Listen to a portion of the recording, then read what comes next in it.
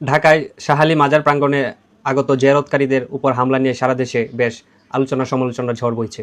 সে ব্যাপারে আপনার প্রতিক্রিয়া কি? দেখুন, এদেশে ইসলাম এনেছেন আল্লাহর অলিগণ। অলি আল্লাহর মাজার জিয়ারতের যে পরিক্রমা, সেটা কিন্তু দীর্ঘদিন ধরেই চলে আসছে। আল্লাহর অলির মাজার জিয়ারত করা, কবর জিয়ারত করা, সাধারণ কবর জিয়ারত করা, এটা সুন্নত। তো আল্লাহর অলির মাজার জিয়ারত করতে তো কোনো আপত্তি নাই। তা আমরা দেখেছি, দেশবাসী দেখেছে, গত রাত্রে জিয়ারতকারীদের উপরে লাঠিচার্জ করা হয়েছে, রক্তাক্ত করা হয়েছে এবং বিভিন্ন উপাদান ভাঙচুর করা হয়েছে। আবারও দীর্ঘদিন ধরে এই গত 2-2.5 বছরে প্রায় শতাধিক মাজারে আক্রমণ করা হয়েছে। সেই আক্রমণের জায়গায় আবারও শাহালির মাজার, প্রখ্যাত অলিয়ে কামেলের মাজার যুক্ত হলো। তো একের পর এক যারা মাজার ভাঙছে, তাদের আমি মনে করি দিন দিন এই মব ভায়োলেন্সের তাণ্ডব বেড়েই চলছে। জিয়ারতকারীদের উপরে হামলা করেছে তারা কারা?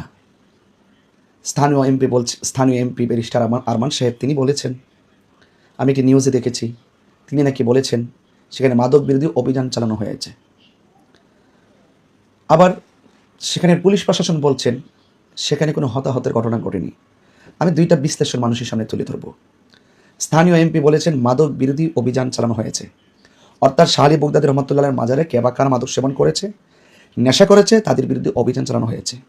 আমি দেশবাসীর কাছে প্রশ্ন রাখতে চাই, আমাদের ব্যারিস্টার আরমান এমপি সাহেব যে বলল যে সেখানে মাদক বিরোধী অভিযান চালানো হয়েছে, আপনারা কি সেই অভিযান যারা চালিয়েছেন তাদের মধ্যে কি পুলিশ প্রশাসন দেখেছেন? পুলিশ প্রশাসনের টিম কি দেখেছেন? এবং পুলিশ প্রশাসনের গাড়ি বহর কি সেখানে ছিল? তো তিনি কিভাবে বললেন যে মাদক বিরোধী অভিযান চালানো হয়েছে? আর পুলিশ যদি না থাকে, 70-80 জন ছেলে ফেলে যারা আক্রমণ করেছে, এটা তো ফেসবুকে যারা আঘাত করছে, যারা ভাঙচুর করছে, এটা তো ফেসবুকে দৃশ্যমান। তো সেখানে সাধারণ পাবলিক যারা ভাঙচুর করলো, তো আমার প্রশ্ন হলো, যদি কোথাও মাদক সেবন হয় অথবা রাষ্ট্রবিরোধী কোনো কার্যক্রম পরিচালিত হয় অথবা ধর্মদ্রোহী কোনো কাজ হয়, যদি কোনো অভিযান চালাতে হয়, আমাদের প্রশাসন চালাবে, প্রশাসনের লোক সেখানে যাবে। এদের স্থানীয় এমপি যদি ওপেন মব ভায়োলেন্সের তাণ্ডব লীলাটি আল্লাহর অলির মাজারে আক্রমণকারীদেরকে সেভ করতে গিয়ে তিনি যদি মন গড়া বলে দেন মাদক বিরোধী অভিযান চালানো হয়েছিল, আমার তো মনে হয় মব ভায়োলেন্সকে তিনি আরো উস্কে দিয়েছেন। একের পর এক আল্লাহর অলির মাজারকে আক্রমণ করা হচ্ছে। আবার প্রশাসনের কথা যদি আমি বিশ্লেষণ করি, প্রশাসন বলেছেন সেখানে কোনো হতাহতের ঘটনা ঘটেনি।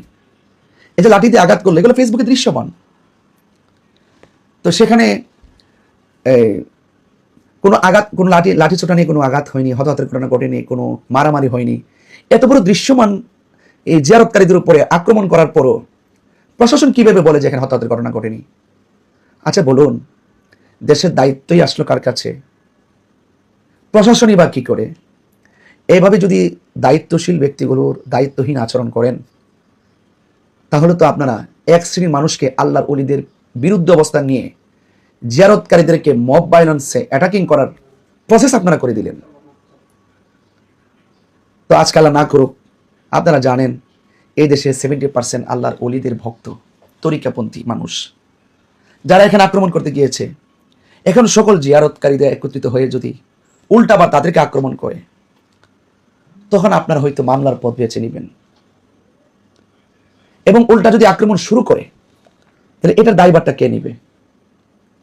যদি প্রশাসন থেকে যদি কড়া নজরদারি না থাকে, স্থানীয় প্রতিনিধি যদি উনি সত্যকে আড়াল করতে গিয়ে মিথ্যার আশ্রয় গ্রহণ করে, তাহলে আমরা এই দেশের মানুষ কার উপরে ভরসা করবে? তবে আমি এতটুকু বলবো, একের পর এক প্রায় শতাধিক মাজারের উপরে আক্রমণ করা হয়েছে, কবর থেকে লাশ তুলে আগুন দিয়ে পুড়িয়ে দেওয়া হয়েছে, বিভিন্ন অভিযোগ তুলে মানুষকে মেরে ফেলা হয়েছে। তো এভাবে যারা একের পর এক অন্যায়গুলো করছে, এভাবে কি চলতে থাকবে? তবে আমি এখানে একটুকু বলতে চাই, যারা আল্লাহর ওলিকে ভালোবাসেন, সত্যিকার দেশকে ভালোবাসেন, ধর্মকে ভালোবাসেন, সকল অপশক্তির বিরুদ্ধে, আল্লাহর ওলিদের দুশ্মনদের বিরুদ্ধে সকল তরিকাপন্থীদেরকে ঐক্যবদ্ধ হতে হবে। সকলকে মাজার সুরক্ষায় প্রতিরোধ কমিটি গঠন করতে হবে। আজকে মাজারে মাদক সেবন হয়, অপবাদ দেওয়া হয়, এগুলো বিচ্ছিন্ন বিষয় থাকতে পারে, যেখানে কোরআন পড়ানো হয়, যেখানে হাদিসের চর্চা হয়, সেই জায়গার ভিতরে তো অপ্রীতিকর অনেক ঘটনা ঘটে। স্কুল, কলেজ, ইউনিভার্সিটিতে শিক্ষাঙ্গনের মধ্যে তো এরকম অনেক অপ্রীতিকর ঘটনা ঘটানো হয়। সেখানে তো কেউ মব ভায়োলেন্সকে উস্কে দেয় না। তাহলে যারা একমাত্র আল্লাহর ওলির মাজারকে টার্গেট করেছে, তারা নিঃসন্দেহে দেশদ্রোহী এবং ধর্মদ্রোহী। দেশদ্রোহী এবং ধর্মদ্রোহীদের বিরুদ্ধে দেশের আইন লাগবে।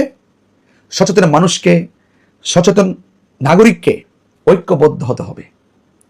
এবং আগামীতে যারাই কোনো আল্লাহর ওলির মাজারকে ভাঙতে আসবে এবং জিয়ারতকারীদের উপরে আক্রমণ করতে আসবে, আপনারা সকলে ঐক্যবদ্ধভাবে তাদের দাঁত ভাঙার জবাব দিবেন। আমরা মাদকের বিরুদ্ধে জিরো টলারেন্স ঘোষণা করি এবং আল্লাহর ওলির মাজারকে রক্ষার ক্ষেত্রে আমরা জিরো টলারেন্স ঘোষণা করি। মাজারকে সুরক্ষা করতে হবে, অপশক্তির বিপরীতে রুখে দাঁড়াতে হবে। এবং যারা প্রখ্যাত ওলিয়ে কামেল শাহ আলী বাগদাদী রহমাতুল্লাহের মাজারে জিয়ারতকারীদের উপর আক্রমণ করেছেন, তাদের দৃষ্টান্তমূলক শাস্তির দাবি করে এবং সকল তরিকাপন্থীদেরকে ঐক্যবদ্ধ থেকে মাজারের সুরক্ষায় প্রতিরোধ কমিটি গঠন করতে হবে। সবাই ভালো থাকুন।